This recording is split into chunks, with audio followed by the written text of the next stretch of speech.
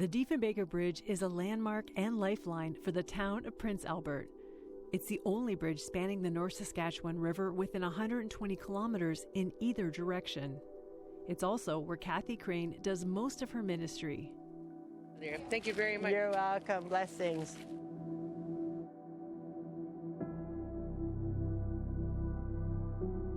Every day, she hands out food, clothing, and blankets to whoever needs it. In the last 4 years, there has been a steady increase in the number of people experiencing homelessness, and they're getting younger. When we first started this, there was only probably 100 people, and you very, very seldom ever saw little kids out here. And now you'll probably see close to 300 out here, and probably half of them are little kids. And it's a sad reality. It's getting worse. And sadly, this same bridge has become a place where some end their lives. I've seen people jump off that bridge. I've talked people down off that bridge. I've talked to young people coming off that bridge. Some people have gone missing off that bridge that have never been found to this day.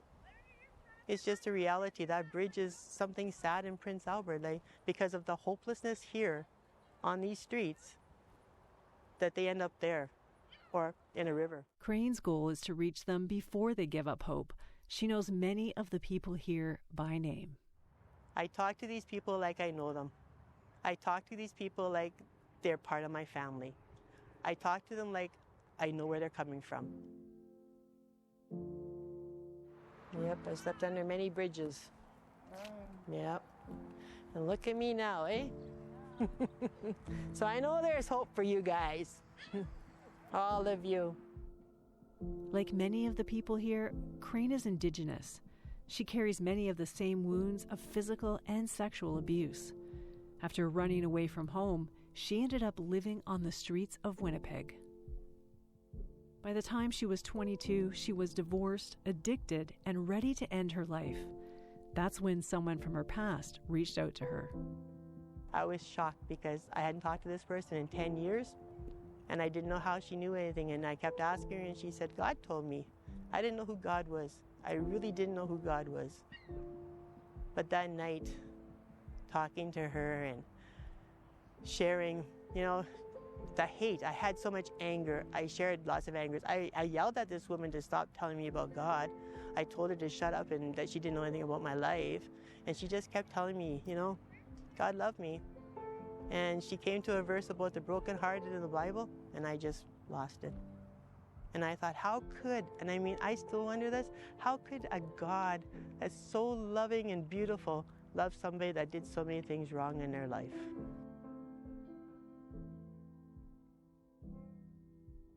Crane says that love healed her and radically changed her life.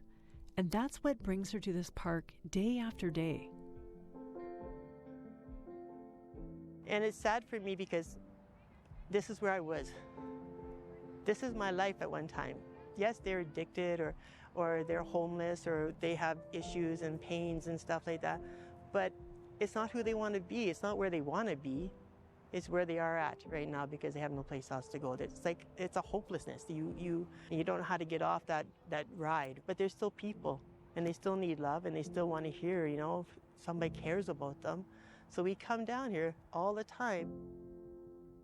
Jesus, thank you. We thank you that you are sovereign. Oh yes, Lord. You are the omnipotent and yes. omnipresent. Many of the people here have come to know and trust Crane and the volunteers. People who understand the painful residential school legacies that broke so many families apart and the powerful healing reconciliation through their creator. And I wish a lot more people would come and see this and come and help out down here and start handing out and just sharing, sharing stories with them, sharing love with them, sharing God with them, getting to know them and hearing their stories instead of saying, oh, there's another drunk, there's another person that's, passed out. That's not who they are.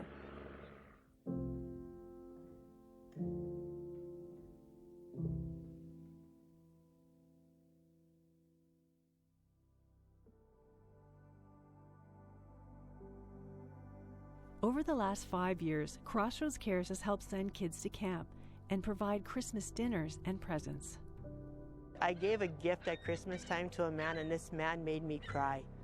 He was 60-some years old, and I gave him a Bible, a pair of socks, and some food one night here that we were handing out Christmas gifts with. And it was the very first Christmas gift he ever had in his whole entire life. I could not imagine that. And I still can't imagine that. He brought me to tears.